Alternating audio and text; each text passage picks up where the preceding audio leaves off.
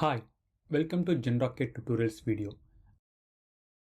In the previous video of this G-Families series, we have discovered what is G-Families and its key components such as ER diagram, families and G-cases. In this video, we are going to explore more about first of GenRocket G-Families core components, entity relationship diagram. Get ready for an exciting learning adventure journey as we delve deeper into the interesting world of entity relationship diagram. Now, let's understand in simple terms what is an entity relationship diagram. An entity relationship diagram is a visual representation of the relationships between the entities in a database. This visual representation makes it easier to understand the connections and the communications happens between the entities. As we progress in our exploration of the ER diagram, let's also uncover a comprehensive understanding of what a database is in simple terms. A database is a set of tables that allows us to store and retrieve the data in an organized way. Let's step into a quick real-world example. Imagine a database for bank application, where the customer table holds information about customers, the account table stores the details about each accounts of the customers, and then the transaction table records data about each transactions. Interesting, as you see with the database, data storing and retrieval becomes organized, seamless, and super easy. Fantastic learning so far. We have explored what is an entity relationship diagram and what a database is. With that base set, let's unlock our knowledge on the key components of ER diagram.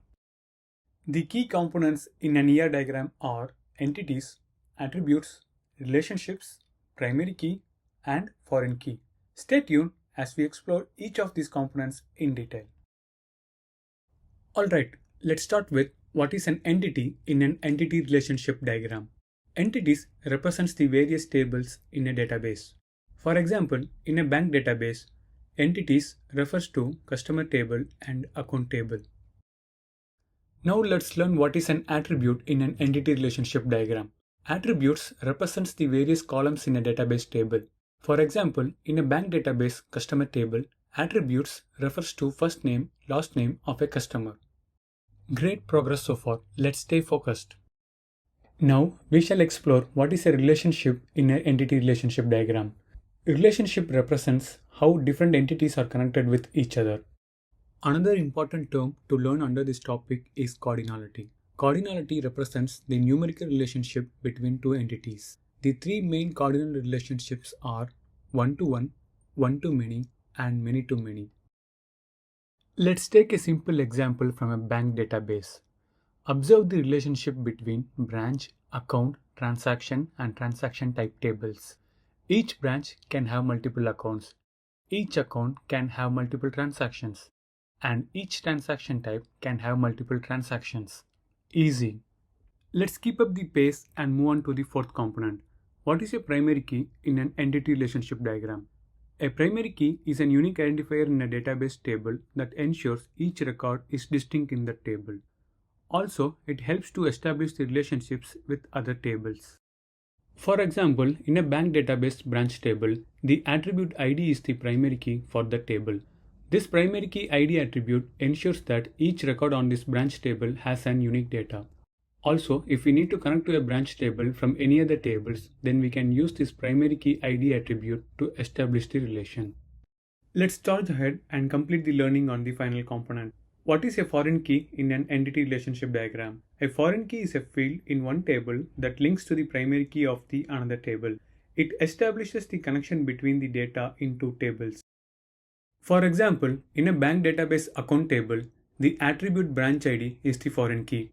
This attribute branch ID helps to establish the relation with branch table by linking to its primary key ID attribute.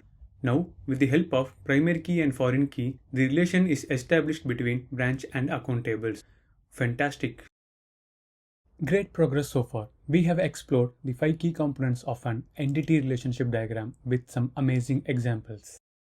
Now, with the knowledge gained, let's decode the bank database entity relationship diagram. As you can see in this ER diagram, we have multiple entities like customer, branch, account, transaction, etc. Each entity has its own set of attributes or columns. Let's understand the patterns followed across primary and foreign keys. Each entity has a primary key, and in our example, the primary key is the ID attribute in all the tables. Foreign key in the tables are represented with the table name and an attribute name of the primary key. For example, the foreign key customer ID in the customer account table is represented with its primary key table name followed by an attribute name, which is customer and ID. This pattern is consistently followed across all the tables. From our learnings on the cardinal representation, let's observe the relationship between the tables. Tables are in one-to-many relationship, and not all tables are directly related to each other. For example, relationship between customer and customer account table is each customer can have multiple customer accounts. Similarly, each card type can have multiple card products. This pattern on relationship is consistent across the tables. The final points before we wrap up is on the symbols U and N highlighted near attributes. The symbol U represents unique, signifying that the column must have a unique constraint, requires a unique index to ensure distinct values for each row. The symbol N represents nullable. This indicates that the column may have null values. Amazing learning. Congrats! In this video, we have gained solid understanding about the first of GenRocket G family's core components, entity relationship diagram. Well done. See you in the next video on the family's topic. Thank you for watching this GenRocket tutorial video.